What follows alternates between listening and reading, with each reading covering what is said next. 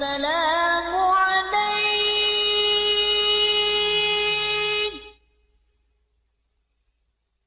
يا إمام المجاهدين.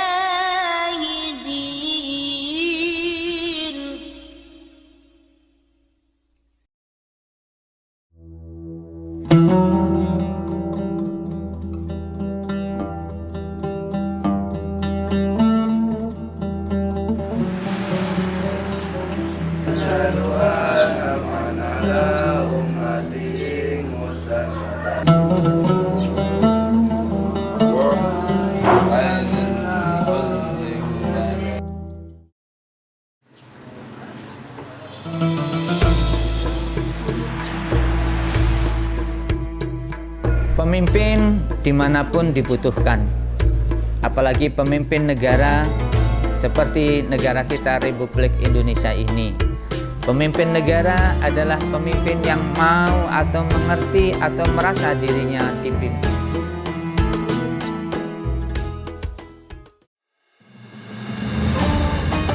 Assalamualaikum warahmatullahi wabarakatuh.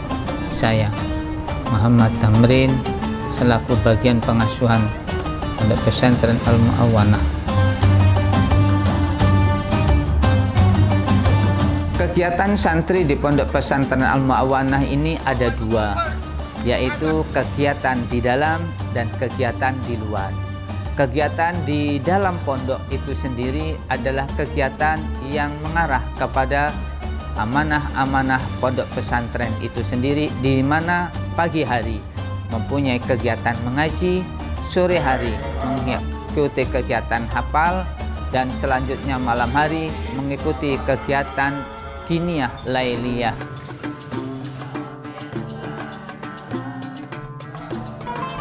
Peraturan yang ada di Pondok Al-Mu'awwanah ini ada peraturan yang sifatnya untuk ke dalam dan ada yang sifatnya untuk keluar. Kalau yang untuk ke dalam, anak-anak atau seluruh santri ini tinggal mengikuti apa yang sudah ada dan mendapatkan petunjuk dari pengurus dan lurah pondok. Adapun untuk kegiatan yang di luar, walaupun itu ada dari pondok, tetap harus meminta izin dari pengurus pondok itu sendiri agar kegiatan di luar pondok santri diketahui oleh seluruh jajaran pengurus.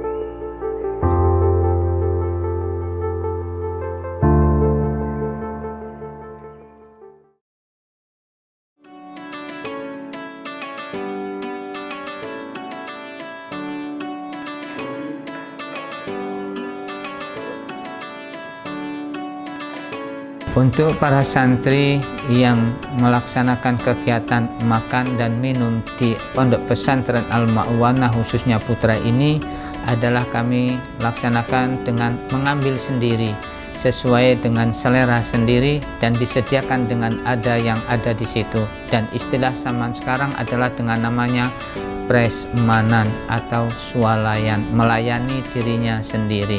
Itulah konsumsi yang dilaksanakan di Pondok Pesantren Al-Mu'awwanah, dan insya Allah ini akan memberikan keleluasaan kepada seluruh santri untuk bisa menikmati konsumsi dengan keadaan yang ada pada diri santri itu sendiri.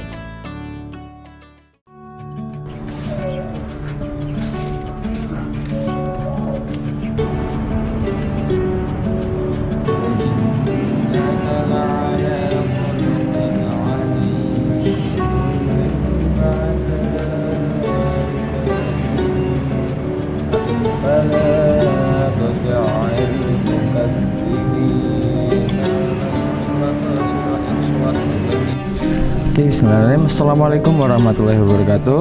Perkenalkan, nama saya Ahmad Muhajir.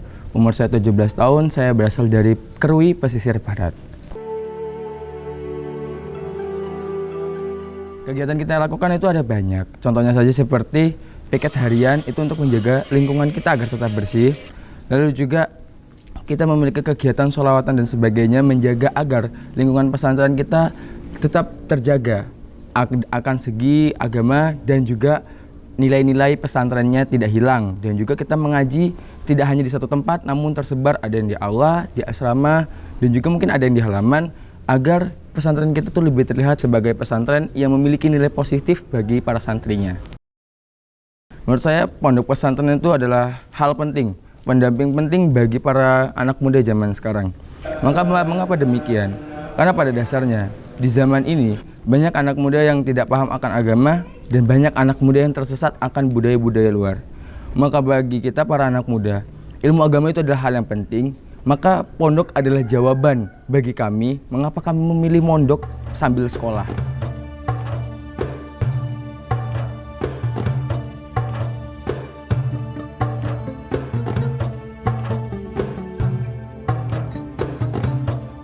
Menangani santri yang sulit diatur adalah sebuah keindahan. Karena ada santri yang sudah bisa mengikuti aturan, berarti dia mudah untuk diatur. Kala itu kita tidak mengalami banyak kesulitan. Tapi ketika kita berhadapan dengan anak yang sulit diatur, pada saat itulah kita berupaya melihat bagaimana persoalan yang wujud. Bila kita ini selanjutnya mengetahui, maka kita dampingi anak yang sulit diatur. Mudah-mudahan anak itu akan bisa menuju kepada apa yang diinginkan, mudah mengikuti aturan itu sendiri.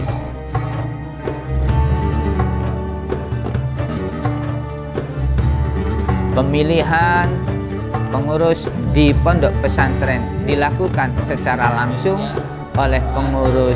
oleh anggota kamar ke pengurus kamar, dan begitu pada posisi lurah pondok, maka disinilah ada pemilihan secara tidak langsung yang diakhiri dengan hasil musyawarah antara pengasuh, asatid, dan pengurus yang lama.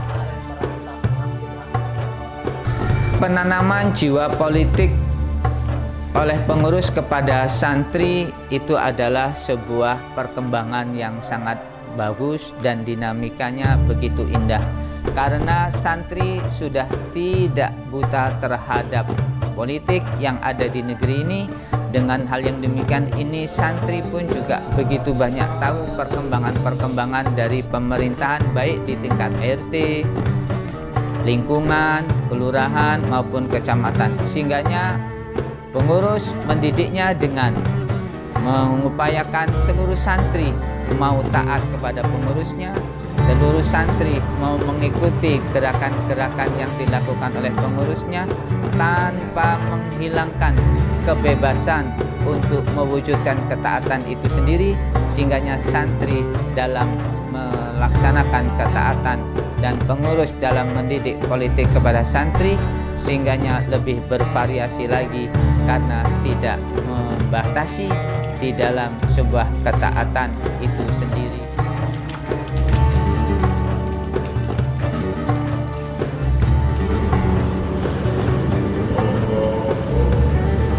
Sebuah kebanggaan tersendiri bila ada seorang anak yang sudah di usia 17 tahun ke atas, karena akan bisa memilih pemimpin negaranya. Dengan hal yang demikian ini, kami sebagai Pondok Pesantren Al-Ma'wanah memberikan keleluasaan kepada santri untuk bisa memilih presidennya sesuai dengan nuraninya, tetapi tidak lepas dari aturan-aturan syariat yang sudah ditetapkan oleh Allah Subhanahu wa Ta'ala itu sendiri. Politik menurut Islam ini sudah dicontohkan sekali oleh para sahabat Nabi kita Muhammad sallallahu alaihi wasallam. Kala itu Nabi kita wafat, dan saat beliau wafat, maka para sahabat tidak langsung mengedepankan untuk mengafani, memandikan, mengafani, menyolati dan menguburkannya. Tapi justru para sahabat lebih mengedepankan atau mendahulukan mencari pemimpin itu sendiri. Dengan hal yang demikian ini, siasah atau politik dalam ajaran agama Islam itu sangat penting, sehingganya bisa mengarahkan umat Islam kepada yang lebih baik lagi. Dari sinilah akhirnya kita umat Islam tahu bahwasanya ibadah dan siasah atau politik itu seiring, tinggal bagaimana kita mendahulukan sesuai dengan kepentingan itu sendiri.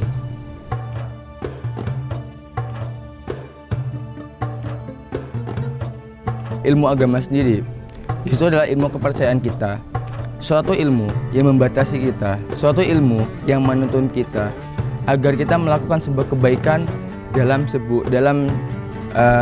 politik itu sendiri. Pada dasarnya politik jika tidak didasari agama itu adalah sebuah keburukan, bahkan keburukan. Dia akan bisa jomplang kanan, bisa jomplang kiri, bisa saja dia tidak adil kepada sebelah pihak, bisa saja dia berpihak kepada pihak lain, bisa saja ketika pihak itu memiliki keuntungan itu akan berpihak kepada kelompok itu.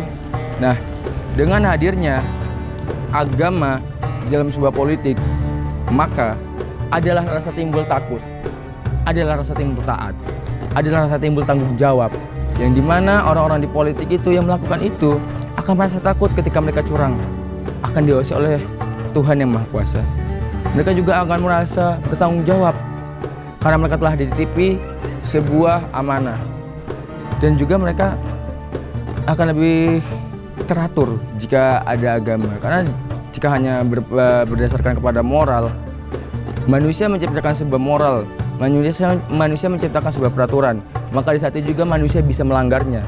Namun jika itu yang membuat peraturan adalah agama, ketika mereka melanggarnya ada konsekuensi yang tidak bisa dibayangkan, ada konsekuensi yang tidak terlihat, dan bisa jadi itu adalah sebuah dorongan yang kuat dan juga sebuah bimbingan atau jalan menunjukkan bahwasanya ini jalan yang benar. Jadi politik dalam agama itu adalah hal yang penting karena itu bisa menunjukkan politik ke jalan yang baik, politik ke jalan yang adil, dan juga politik yang lebih baik. Dan untuk politik yang tidak disertai untuk agama, mungkin mereka hanya berpegang kepada diri mereka sendiri, berpegang kepada kelompoknya, dan tidak pedulikan kelompok lain. Pada tahun ini adalah tahun yang berat menurut saya, karena dari pengamatan saya pun dari calon-calon yang sudah sepertinya akan maju, akan mencalonkan dirinya, banyak kekhawatiran dalam diri saya sendiri. Banyak pertanyaan yang belum bisa terjawab sampai sekarang. Adalah yang ngomong jika kita krisis identitas janganlah maju. Ada yang mereka bersyair saja, ada yang mereka menjual agamanya. Saya jadi bingung juga untuk Pilpres 2024 memilih siapa. Karena dari pertimbangan saya untuk sampai sekarang, saya masih belum meyakini paslon-paslon itu. Saya masih belum yakin, dan menurut saya masih belum ada yang pas. Karena pada dasarnya paslon-paslon itu mencerminkan kebaikan, namun kebaikan itu ditunjukkan untuk diri mereka sendiri. Pemimpin negara itu bukanlah hanya orang yang berwibawa, bukanlah hanya orang yang dari kalangan atas. Tapi pemimpin itu adalah seseorang yang dapat merakyat, yang dimana ketika dia bergabung, mengobrol bersama para rakyatnya, maka di saat itulah dia juga menjadi rakyat, bukan sebagai presiden. Dia bisa menempatkan posisinya, di mana dia adalah rakyat, bersama rakyat, maka dia akan seperti rakyat. Maka di saat dia bisa menjadi rakyat di antara para rakyat, dia akan mendengarkan apa yang dibicarakan oleh rakyatnya. Rakyatnya berkomentar, dia akan menerima, tidak langsung itu pelanggaran hukum dan sebagainya. Seorang presiden itu, seorang pemimpin itu harus mendengarkan keluh kesah dari warganya.